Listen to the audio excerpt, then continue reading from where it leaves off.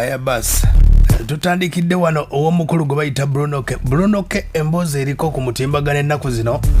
Emboozi eno yatandika etya? Emboozi eno Bruno K yagigwamu mu mbeera eyo commenting etaali nnungi. Emboozi eno yatandika nga omukyala gwe bayita Farida Nakazibwe ayina post gye yateekako ku Facebook ye nga ayina muwala wa Bruno K gwagenza okulambula. Kati nga agenze ku ssomero okwo kwaliko ebigambo, kuliko colors eza rainbow. Abataputa ne bagamba nti oba Farida Nakazibwe ayina byagala okuyisaawo. Awo nno omukulu gwe bayita Bujingo comedian, bamuyita Bujingo Hannington, ono nno wa Fun Factory omukulu oyo. Weyavaayo n'ategeeza nti nyebo tolina byogenda kuba ate ng'otambuza mu mbeera etali nnungi. Era ku Twitter beevuma nnyo bwali bubi nnyo Farida Nakazibwe n'omukulu oyo Bujingo. Farida Nakazibwe n'amutegeeza ssebo mba comedian, wadde oli comedian tosanyusanga nako, wadde toli fane, wadde n'akamu byokola bikomedi tebinyuma wadde n'akamu. Emboozi n'etambula ddala ne Bujingo n'awanda muliro nnyo. Awo nno omukulu Bruno K we yajjira awo n'ategeeza nti bannange lwaki munenya omuntu atalina musango. Farida yagenze eri kulaba ku mwana wange, yagenze bugenzi ku ssomero, talina musango wadde n'akamu. Awo nno Vanessa we yaviirayo ne maama we ne basobola okuba ate nga byatambudde akadde kano nga tuli ku mboozi ya Bruno K. Wevaawo n'etandika nga kigambibwa nti Bruno K ayina omwana gwe yazaala myaka ng'esatu egiyise, wabula ye n'asuula obuvunaanyizibwa.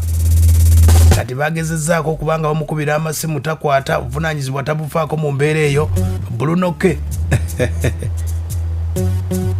Aha, emboozi eno kati mwana mula Vanessa yali mawulire ensangi zino, bw'oba omulabyeko akadde kano byebifaananyi ebitambula bagamba Bruno K yabadde atugamba nti alina Briera yekka, kumba alinayo n'omwana omulala myaka 3 naye ye tayagala kumulaga nti mwana we. Bruno K atuuse n'agamba nti oyo omwana sikkiriza nti wange, tugende ku gye bayita DNA basobole okuba ate nga obanga beetereza mu mbeera eyo. Waliwo akatambi akayise olunaku olwajjo akatambudde. Nazaala wa Bruno K, mama wa Vanessa nga yogera ne Bruno K basobole okuba ate nga ku mwana ono wulira. Ono si Vanessa oyogera ne mama wa Vanessa. Mukadde wangi kuliriza. Anyway, nze simanyi eno bano basazewo bizibitira mu media but it's okay. Esawa eno tekyabadde kirungi kye baakoze ate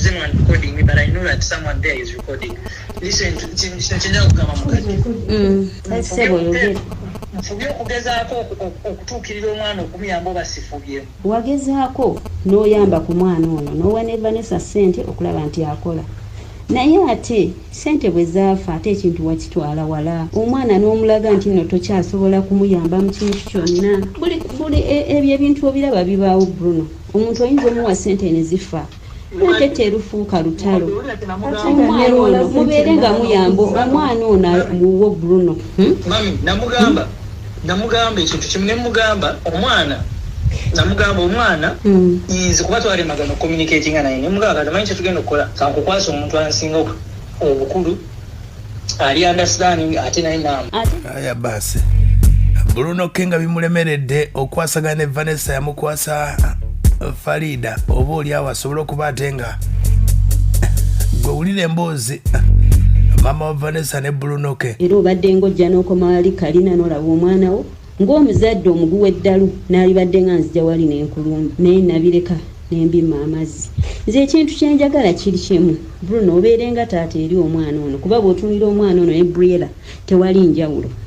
Okitegeera? Nze kyenjagala kiri kimu bwemuba musazeewo kyamusaayi n'okubeerawo akkirize bakole DNA. Tagaanangako kubanga n'ekyo ekintu yakyogerako emabega tagaanangako. Dokita mukwano gwe gw'abeera naye gwalaba buli kanaku nange gwe yeesiga naye alowooza nti asobola otampanyanga ne results. Ekyo kati tukiveeko Bruno. Nze kyenjagala kiri kimu omwana results bwe ziba zivuddeyo nga seefi ddala mwana wo obeere responsible father. Okitegeera kuba kati omwana seefi tebalina gye bamutwala. Seefi nze mukuzizza seefi mwana wange ate naawe simuwe kubanga nze mulabiridde. Okitegeera mbadde nze sina kyeŋŋambye just kyemamugambye akwate bwe bonna akatambi akafulumye nga Bruno K ne mama wa Vanessa. Bruno K agamba ye ayagala bamutwala omwana ku DNA. Ye alaga nti waliwo alinga atakkiriza Bruno K asasula biiru z'okujjanjaba omwana kubanga okujjanjaba omwana wa Alton si kwa layisi. Okujjanjaba kw'otunuulidde point okitegeera gye bakugamba Bruno. Okulaga nti nno oli taata w'omwana tekitegeeza nti nno omwana alina kubeera nga mulwadde. Omwana alina ebintu ebirala byetaagisa. Nze sikyogera kino tyoba njagala kufunira ku mwana kubanga kuva mabega mbadde sirya kuza seefi. Newankubadde nga muganda we yatuyisaamu amaaso n'agamba nti tuli banaku twagala sente zo. Nze siryanga ku sente zo. Recording audio tugirina wano twagisevinga sister nga agirina. Va kweno gundi. Mukadde point yo njiwulidde. Njadde nkusaba. Akkirize dokita akole test eyo. Tannagaana era twakkiriza dda. Naawe ne dokita wuyo waali ne muganda wange waali tewali buzibu. Akkirize dokita akole test. Akkirize era kuba abadde taliiwo ne muyita n'ajja. Aya basi ke katambi ako akabadde katambula kati mwana muwala Vanessa naye ebya Bruno K abinyumyanga lutabaala agamba nti Bruno K okuva yafuna olubuto wadde obuyambi wadde ki atandika bwati emboozi ye Vanessa. Nve mu depression gye nalimu at the moment. Ebya business bibeddewo omukyali gamba sirina buvunaanyizibwa ndi extravagant to the point natukogamba ife nga taata affe teyatuweerera. Vane you need to be a smart woman. Nze nali manyi omuzadde wange kyakuze tampadde nfuba nnyo okulaba nga abaana bange bakifu oba onfuna.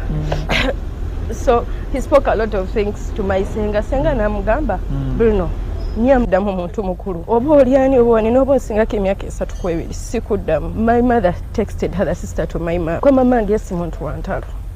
The sister to my mom texted her namugamba naye ebintu byemukola osaba otya omwana ono nze omwana we bamunsaba dda lwaki omusajja yava ku point omwana wange yali alwadde basobola okuyira doctor ne bamubuuza emirundi omwana gye yakakola ki gye yakalwala mibale kitegedde.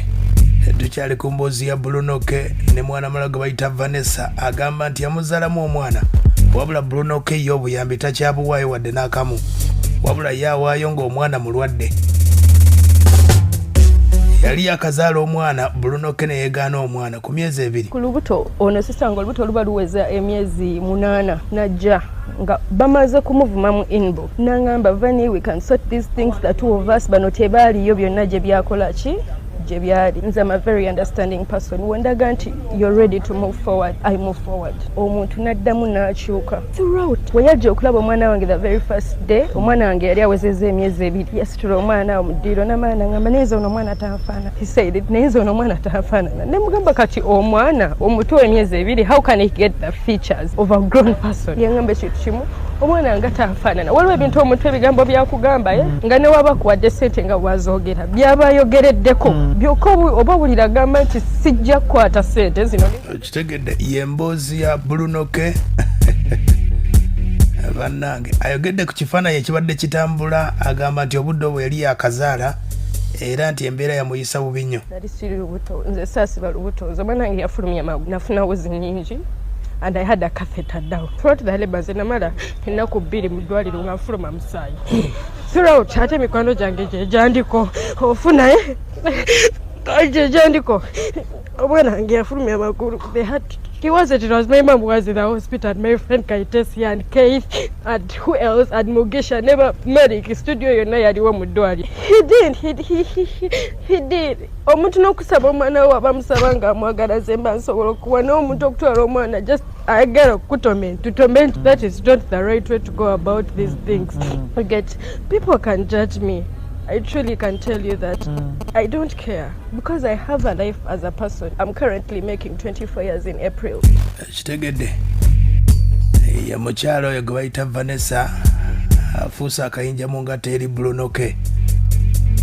Bruno K agamba nti bagende ku DNA era omukyala wuno akyabyogera. Badde bandiko nga bangamba Vane wagana abantu abokola DNA which means tewekakasa mwana wo chichi. Me yesterday was down kwa badde bansazeko akanyama ku bbeere and I couldn't be there to see everything that was happening. And when my friend tried to record, they told him, Mr. This is confidential. Mukwano gwange oyo n'alemerako n'agamba kale fete tuyina se kangendereko ndabe ne Bruno nga mukola bana babiri nga we have done it for Seth and Briella. He even came home nangamba Vani I want us bishi ne mugamba if I'm stepping into this nchiyingira mungani. Me I reached a point he said I have to be sending Briella money to the point inti natukanga business ey'omudala gwa chapati ekola sente mek nalina okuweerezanga emitwalo 6 buli week. Natuuka akaseera nga I pick from my own pockets nga sagala nyiiza musajja kugamba mboba mboola omwana we naye nga zine business omwana wange teyagifunako yadde amata. Abaana ba chapati ne banziba.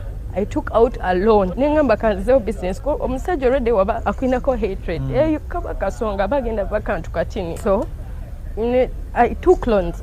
Yensonga eyo nno bwe yatambula Vanessa agamba nti Bruno K yamuwa akasente katono kwe kutandika omudala gwa chapati. Omudala gwa chapati abaana bamubba bubi nnyo sente ne ziggwerawo bwe zityo. Bruno K bamutegeezako n'amugamba toli muwavunaanyizibwa ne batabuka embeera n'etambula bwetyo. Kati ensonga eriwo baagala bagende ku DNA balabe oba omwana gwe bagamba nti wa Bruno K oba. Ensonga nno zeezo nno okuvaako ew'omuyimbi Bruno K ennaku zino asinga kubeera ne Farida Nakazibwe. Tunaalaba oba